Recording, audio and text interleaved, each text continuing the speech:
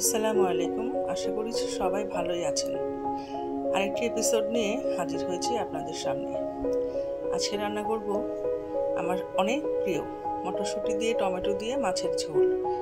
এটা অবশ্য আমার বাসায় এই শীতে প্রায় খাওয়া হয়। আমি চেষ্টা করি আপনাদের কাছে আমার দৈনন্দিন খাবারের অভ্যাসগুলো তুলে ধরতে। মশলাটা কষিয়ে নিচ্ছি। মশলা কষানো হয়ে এলে মাছটা এর মধ্যে দিয়ে দেব।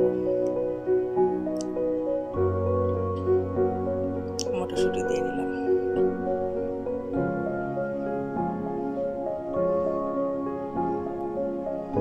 এই মটরশুঁটি আমার ঘরের সবারই খুবই প্রিয়।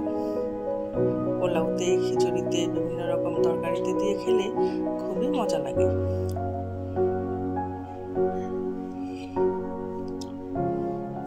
এখন মাছটা দিয়ে দিচ্ছি।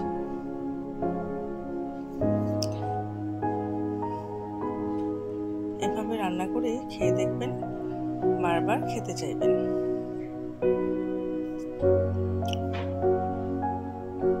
টমেটোগুলো দিয়ে নিলাম, ঢেকে দিচ্ছি। এখন লাউ শাক ভাজি করে নেব। এই লাউ শাকটা কিন্তু খুবই উপকারী।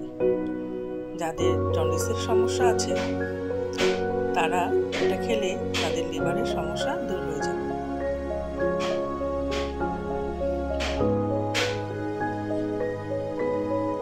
লাউ শাকটা আমার প্রায় খাওয়া হয়। মাছটা প্রায় হয়ে এসেছে। দেখুন লাউ শাকটা কত সুন্দর লাগছে। এর ফাঁকে আমি ধনেপাতার ভর্তাও করে নিয়েছি, সেটা আজকে আর দেখাচ্ছি না।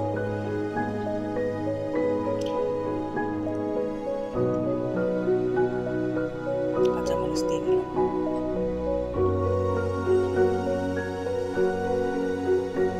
ধনেপাতা দিলাম।